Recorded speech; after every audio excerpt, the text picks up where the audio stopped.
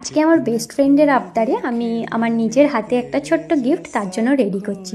চলো তোমাদের সাথেও সেটা শেয়ার করি। তো প্রথমেই বলে রাখি, আমি ইটারনাল রেজিন থেকে বলছি, আমি একজন প্রফেশনাল রেজিন আর্টিস্ট। তো প্রথমে আমি যে ঝুমকোটা তার জন্য সিলেক্ট করেছিলাম সেটা একটু গ্রিন কালারের সিলেক্ট করেছিলাম। তো তার জন্য আমি একটু হালকা সি গ্রিন কালারের বেস লেয়ার সিলেক্ট করেছিলাম, সাথে আমি কিছু ডেজি অ্যাড করেছিলাম। এই যে ডেজি আর এই ডেজি ফ্লাওয়ার্সগুলো না আমার দিতে খুব ভালো লাগে। তো যখন সে আমাকে আবদার করেছিল না যে তুই আমাকে প্লিজ একটা রেজিনের ইয়াররিংস গিফট করিস, তো তখনই আমি ভেবেছিলাম তার বার্থডে স্পেশাল তাকে আমি গিফট করব।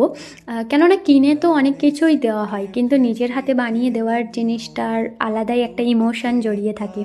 তো তার সাথে আমার বন্ধুত্বটা অনেক বছরের। সবথেকে মজার ব্যাপার হচ্ছে তার সাথে আমি ক্লাস 11-12-এও পড়েছিলাম, কিন্তু তখন অতটা ক্লোজ ছিলাম না। যখন কলেজে উঠেছিলাম তারপর থেকে তার সাথে আমার বন্ধুত্বটা অনেকটা স্ট্রং হয়। হয়তো আগের মতো আর অত কথাও হয় না বা অত দেখাও হয় না, কিন্তু সেই ইমোশনগুলো তো এখনও, স্মৃতিগুলো তো এখনও থেকেই যায়। তো শেষে আমি অবশ্যই তার একটা পিকচার অ্যাড করে দেবো।